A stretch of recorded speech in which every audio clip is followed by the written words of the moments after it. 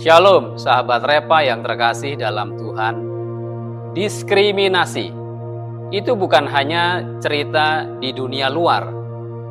Terkadang justru rumah Tuhanlah yang paling tajam menilai siapa yang layak dan siapa yang tidak pantas. Kita hidup di zaman di mana gereja bisa dengan mudah membuat pagar sosial, pagar moral, pagar rohani, untuk menentukan siapa yang diterima dan siapa yang ditolak. Tapi mari kita jujur, bukankah di dalam pagar itu pun masih ada luka, masih ada orang-orang yang disingkirkan dengan alasan kekudusan? Hari ini kita menyelami kitab Ulangan pasal 23 ayat 1-8. Bagian yang aneh, keras, dan jujur. Dikatakan di sana bahwa ada orang yang tidak boleh masuk ke jemaat Tuhan, yaitu mereka yang cacat, yang lahir di luar pernikahan, bahkan bangsa-bangsa tertentu. Sulit bukan? Mengapa Allah yang penuh kasih memberi hukum seolah diskriminatif? Apakah Allah juga membatasi kasih-Nya? Sahabat, ini bukan sekedar soal siapa boleh masuk ke gereja, tetapi apa arti menjadi umat Allah yang kudus tanpa kehilangan kasih. Maka mari kita renungkan, apakah gereja hari ini masih jadi batasan yang memisahkan atau sudah jadi jembatan yang menyembuhkan? Kitab Ulangan pasal 23 ayat 1-8 ditulis ketika bangsa Israel sedang belajar menjadi umat perjanjian di tanah yang baru. Setelah keluar dari tanah Mesir, mereka harus membangun identitas. Siapa mereka di hadapan Allah dan di hadapan bangsa-bangsa lain. Dalam konteks itu, perintah jangan biarkan orang tertentu masuk ke jemaat Tuhan bukan sekedar diskriminasi sosial. Itu adalah pagar perlindungan spiritual agar Israel tidak kehilangan jati dirinya di tengah budaya bangsa kafir. Menurut teolog Anabaptis Mennonite Paul M. Zer dalam Believers Church Bible Commentary, teks ini mencerminkan tanggung jawab komunitas iman untuk menjaga kekudusan, bukan kesombongan etnis. Bangsa Israel dipanggil menjadi umat yang berbeda, bukan untuk menghina, tetapi untuk menjaga kemurnian penyembahan. Namun lihatlah pada ayat 7-8, bangsa Edom dan bangsa Mesir tidak boleh dibenci. Ini radikal. Di saat bangsa lain dikecam, Tuhan justru memerintahkan kasih dan ingatan kepada mereka yang pernah berperan dalam sejarah Israel. Ini menunjukkan bahwa kekudusan bukanlah isolasi, tetapi discernment, kebijaksanaan untuk membedakan kapan menolak dosa dan kapan merangkul manusia. Jadi, konteks sosialnya bukan sekedar siapa yang boleh masuk ibadah, tapi bagaimana umat Allah menjaga kesetiaan kepada Tuhan sambil tetap berbelas kasihan. Dalam bahasa Ibrani, istilah masuk ke jemaat Tuhan ditulis kahal Yahweh. Tidak selalu berarti hadir secara fisik di dalam ibadah, melainkan bergabung dalam perjanjian umat Allah, menjadi bagian dari komunitas perjanjian. Menurut teolog lainnya, John C. Wenger, teks ini menekankan dua hal. Yang pertama, ketaatan kepada perjanjian menentukan keanggotaan rohani. Kedua, persekutuan umat Allah selalu bersifat moral dan spiritual, bukan administratif. Penulis kitab Ulangan jelas ingin mengajarkan bahwa tidak semua orang yang dekat secara biologis sosial, atau etnis otomatis dekat dengan Allah.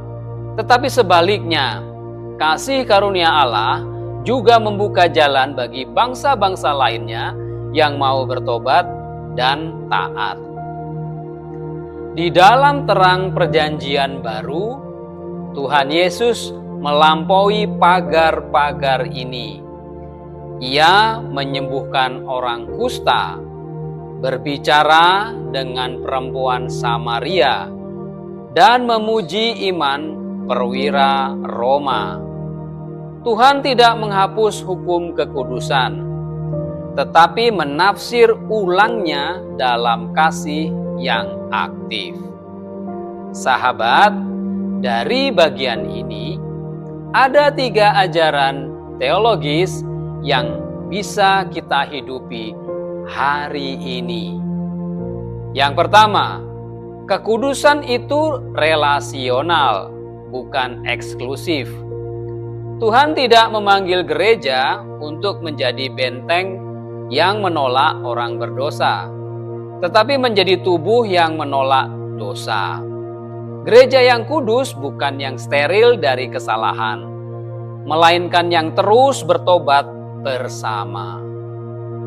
Yang kedua, identitas umat ditentukan oleh ketaatan, bukan keturunan. Bagi bangsa Israel, darah dan asal bukan jaminan. Begitu juga kita hari ini. Tidak cukup hanya karena lahir di gereja atau dibaptis dari kecil. Menjadi umat Tuhan adalah keputusan untuk hidup dalam ketaatan setiap hari. Hal yang ketiga, kasih karunia selalu menjadi jembatan. Kitab Ulangan pasal 23 menutup dengan Edom dan Mesir yang diterima generasi ketiga. Artinya, Allah selalu memberi waktu dan kesempatan bagi pertobatan. Dalam Kristus, pagar-pagar lama diruntuhkan. Gereja bukan lagi batasan siapa yang pantas, tetapi jembatan menuju pemulihan. Sahabat, dunia hari ini haus akan gereja yang jadi jembatan, bukan benteng. Dunia tidak butuh kita mengutuk, tetapi menuntun. Tidak butuh kita menutup, tetapi memeluk sambil menuntun kepada kebenaran. Jadi sahabat, mari kita jujur. Kadang gereja lebih sibuk menjaga pagar daripada menyiapkan jembatan. Kita membuat aturan, tradisi, dan tembok yang tidak lagi mencerminkan hati Allah. Namun hari ini, firman Tuhan menantang kita. Apakah gereja kita masih menjadi batasan atau sudah menjadi jembatan? Apakah hidup kita memisahkan orang dari Kristus atau membawa mereka lebih dekat kepada Kristus? Ada seseorang pria di Kalimantan, dulunya mantan nabi, ditolak di banyak gereja karena masa lalunya. Tapi satu gereja kecil menerimanya, menuntunnya, dan memuridkannya. Hari ini, ia melayani anak-anak muda dengan kasih luar biasa. Itulah kekudusan yang sejati, kasih yang menuntun kepada pertobatan. Maka, marilah kita menjadi gereja yang berani membangun jembatan antara yang luka dan yang sembuh, antara yang tersesat dan yang ditemukan, antara manusia dengan Allah. Mari kita berdoa. Tuhan Yesus yang penuh kasih, Engkau telah menghancurkan tembok pemisah antara kami dan Bapa.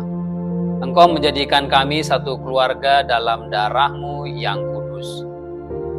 Ampuni kami ya Tuhan, kalau seringkali kami lebih sibuk menjaga batas-batas daripada membangun jembatan kasih. Ajarlah kami menjadi gereja yang kudus, sekaligus ramah, tegas terhadap dosa, namun lembut kepada manusia. Bangkitkan kami kembali ya Tuhan, menjadi umat yang menuntun, bukan menghakimi. Umat yang memulihkan, bukan yang menolak. Dan biarlah setiap jembatan kasih yang kami bangun menjadi jalan bagi banyak jiwa kembali kepadamu. Dalam nama Tuhan Yesus Kristus, Sang Jembatan Agung antara manusia dan Allah, kami berdoa. Amin.